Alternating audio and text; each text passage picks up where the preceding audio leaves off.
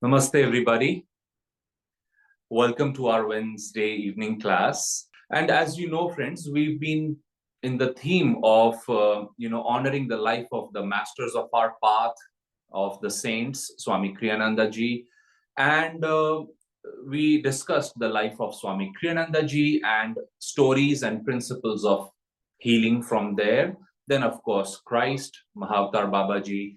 And today we will be covering the life of Sri Lahiri Mahashaya. So let's start with a prayer and then we will go into this subject together. Please pray with me.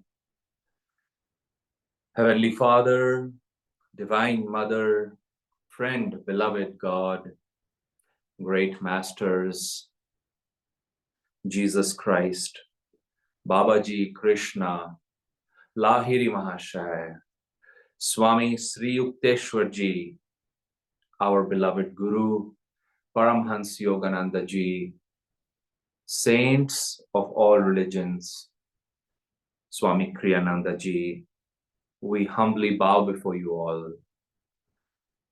O great masters, beloved Lahiri Mahashaya ji, we invoke your divine presence, your guidance and your uplifting grace in our daily lives. Help us feel your presence, that we may channel it for our own healing in body, mind, feelings, and spirit, and that we may serve as instruments to share these with all. Come to us. Om. Let's meditate, friends, just for a few moments. Take a double inhalation. Breathe out and relax. 2 more times.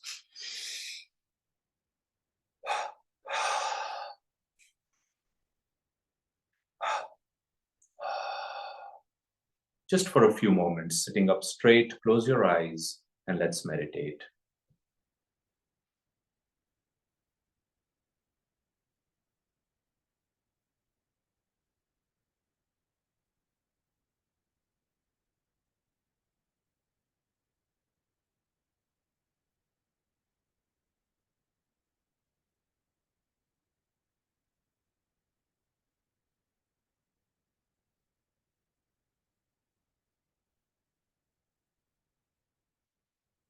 Om. Om. Om. Om Shanti Shanti.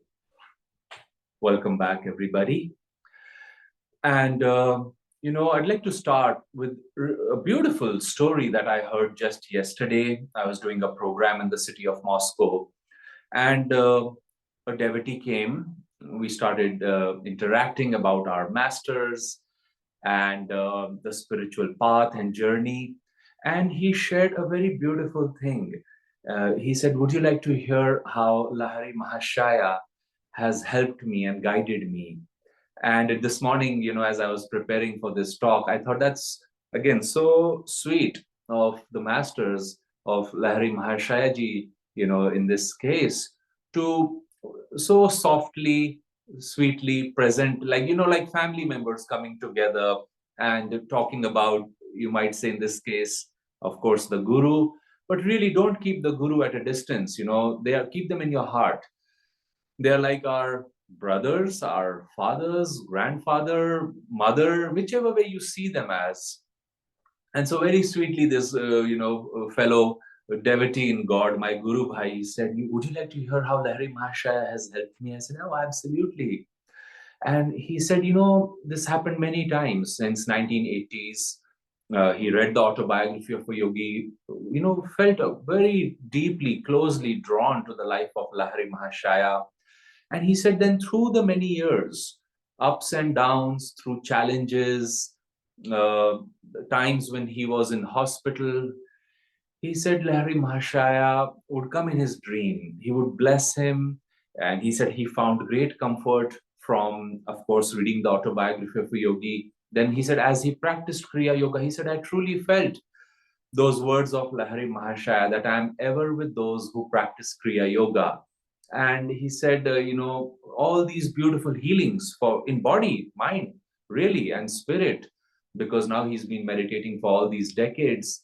He said he could feel them through all our masters, through Swamiji. But, he said he especially felt them through Lahiri Mahashaya. And as I said, and I won't share too many details over here, because this was more like a private conversation, but this much is allowed, he said, to share that, he came in his dreams and blessed him many times and really brought him up from those moments where many times, doctors give up actually, which is again, really, doctors do a wonderful job. My own background is in medicine. And I know, there's latest research that comes. Doctors try to keep up with that. They try to bring it in their practice, and it's wonderful. But I believe it was Sri Yukteswarji, or maybe it was even Lahiri Mahashaya, who said, absolutely, the doctors should do their work, and they have discovered God's laws of health on the physical plane primarily. But then, as we know, when we discuss the teachings of yoga and meditation, there is the plane of energy, there is the plane of thoughts, where our thoughts affect us and we create karma on that level. And of course, ultimately, even if your body and mind is in perfect health, what about the spirit? What about overcoming what is called that final disease of death, which really is not so much of a disease, it's a gateway into true eternal life. And so let me share some stories, on those lines. Master himself, Paramhansa Yogananda ji, shares when he was a little boy, and we are talking of now very, very early 1900s. Master said he was affected by Asiatic cholera. If you really look it up, till 1930s, pretty much when antibiotics started coming, it was quite fatal. It took people by the tens of thousands, if not more, and would come like an endemic disease, and it would pass through the country and different countries again and again. And Master said he was infected by it. He was so weak finally that he said he was bedridden. He couldn't do anything. And in front of his bed, because his parents were disciples of Lahiri Mahashaya, direct disciples, there was a picture of Lahiri Mahashaya, and his mother said, she said, son, if you ask for help from Lahiri Mahashaya, if you express your true devotion, and if you even inwardly, mentally bow before his image, your life will be spared. And Master said he couldn't bow outwardly. There was no strength. I think he couldn't even fold his hands, and he inwardly bowed and prayed to him. And he said he instantly saw a flash of lightning coming from the photo, healing him. His symptoms were instantly gone. And the interesting thing was, suddenly, Yogananda ji's mother, who was by his side at that time, she said again and again to Lahiri Mahashaya, she said, Guruji, blessed Guru, you have spared my son's life. You have blessed him. You have healed him. Your light has healed him. Your light has healed him. So Master writes in the book that it was not only he who saw that light, but his mother saw it too. And Master said that picture actually, which is, this picture behind me on the altar, you can see, is one of the very few pictures of Lahiri Mahashaya available. And I won't go in that story, but Lahiri Mahashaya, when this picture was taken, he told some disciples, if you see it as a photo, that's all it will remain. But if you see it as a picture of divine protection and can approach it with that sanctity, which is also in that picture naturally, he said, then it can offer protection. So really, these tools we have, these pictures of the masters that we have, how we talk to them, how we approach them. A picture is really for you and me to focus. Who is in the picture? Yes, the form of a saint. But who is a saint? It is the crystallized consciousness and form of God. So let's treat these pictures with that approach of respect, reverence, and sanctity. And then, bit by bit, and who knows, miraculously, many times, I'm sure some of you might have stories to share, such healings can happen to us also. Another story, I was talking a few minutes ago about the so-called irreversible disease called death. Well, uh, Sri Lahiri Mahashaya's disciple was Swami Sri Yukteswarji, whose picture is also behind me. He was Paramhansa Yogananda ji's guru. And as a direct disciple, he often went and saw his master, his guru.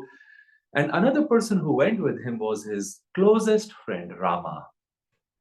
And to make a long story short, you can read the details of the story in Autobiography of a Yogi. There's actually an entire chapter called Rama is Raised from the Dead. Rama, I believe again it was Asiatic cholera or some illness. He was quite unwell. And Sri Lahiri Mahashaya, Sri Yukteswarji called the doctors. They started seeing him. He, in turn, ran to Lahiri Mahashaya and asked for his prayers and updated him about what's happening. And he said, "Sir, can you please pray for Rama?" And Lahiri Mahashaya said, "The doctors are looking after him. Rama will be well." And Sri Yukteswarji was so relieved and grateful. And he ran back to see his friend, who now unfortunately was looking even worse, very, very sick actually. And the doctors said, "We've done our best." And they left. I believe Sri Yukteswarji went one more time to Lahiri Mahashaya. He said, "Don't worry, Rama will be well." And he said, "Thank you. I'm sorry I'm doubting you, but thank you. He's not looking well, but I'm sorry. Thank you for letting me know he'll be fine." And he came back. And the other doctors who had come now, they actually had gone and they had left a little note. "We have done our best. Nothing more can be done now. We are sorry. And this is how it is." And saying so, Rama said to him, he said, "I'm really feeling I'm going to die now. And please request Lahiri Mahashaya to bless my dead form, the last rites and such." And saying so, he died. He left his body. And Sri Yukteswarji was inconsolable. He was crying, sobbing. Mentally, he was in immense anguish at what has happened. My guru said he'll be fine, but my friend has died. And he slowly walked, back to Lahiri Mahashaya's room, his house. And Lahiri Mahashaya asked him this time, "How is Rama doing?" And Sri Yukteswar said, "You will see, sir, how Rama is doing when you see his dead form." You can see naturally, or I shouldn't say naturally, but you can see he was quite emotional. And Lahiri Mahashaya said to him, he said, "Control yourself, control your emotions." His name was Priya Nath Karar, Sri Yukteswarji's childhood name was that. He said, "Control yourself, Priya. Come, sit here and meditate with me."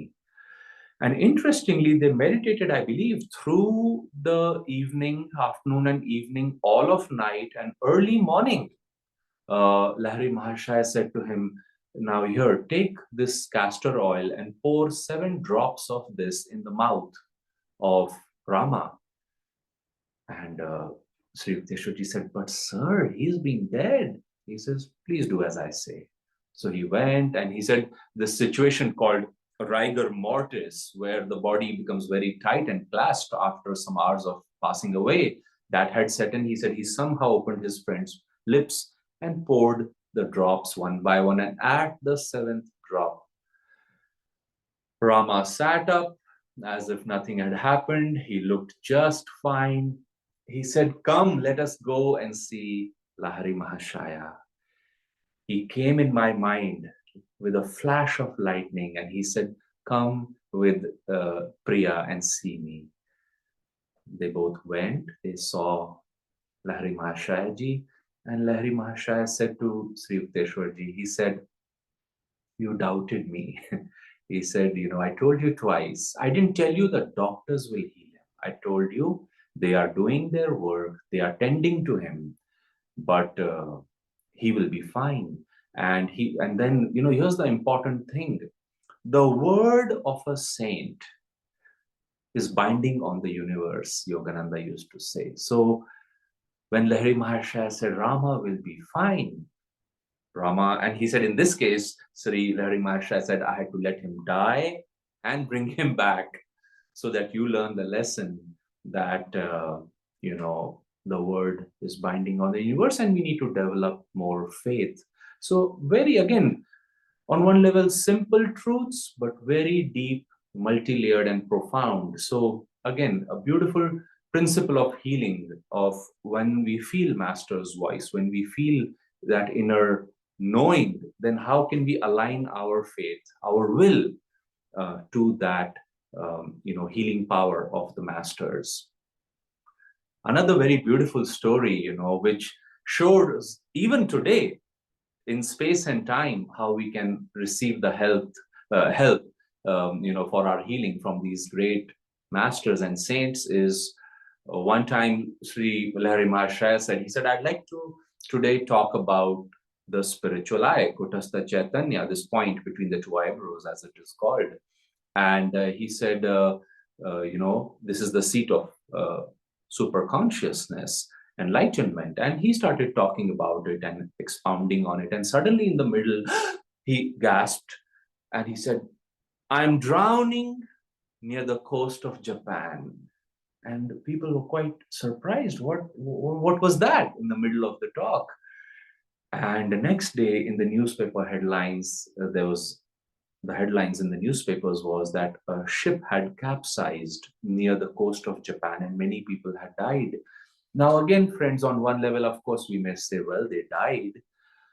But, in the larger scheme of things, you and I, we die on an average 1,000,000 times as human beings, Yogananda said. That is the number of incarnations it takes on an average before we find God. So I'm not making little of human death and misery. What I'm trying to say is Sri Lahiri Mahashaya was with them. He was aware of their living and dying. And I'm sure he must have done what was his role to do in that moment. These great masters, they work on the guidance of God.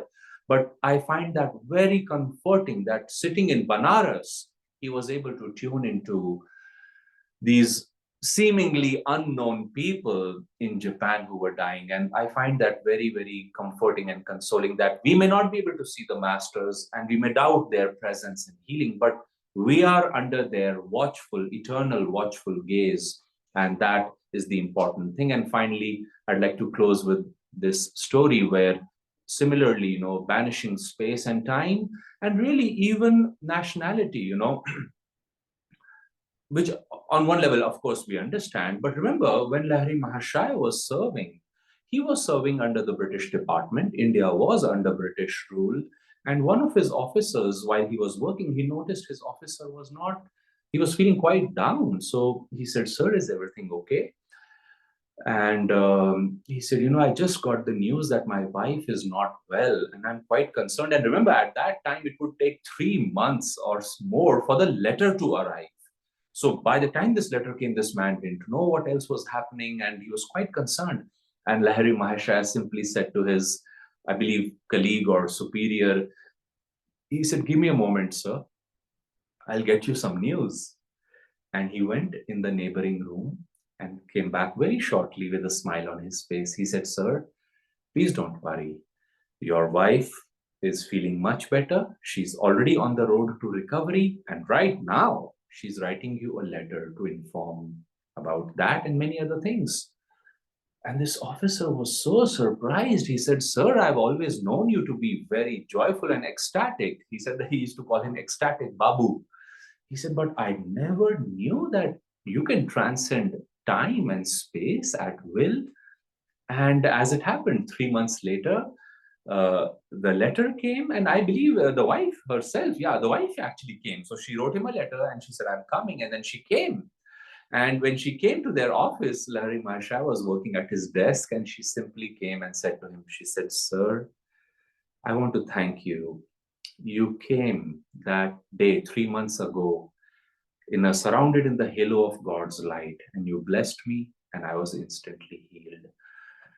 And again, friends, in the times that we live, and I believe pretty much any time, these are extraordinary stories, but we live in times where people forget too soon or they make light of these miraculous stories. But as I've repeated, often, even one story like this, even one, is enough. If it can happen to any one of us, it can happen to all of us.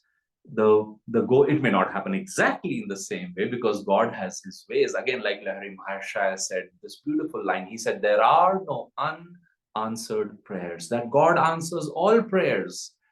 The way he answers might be different.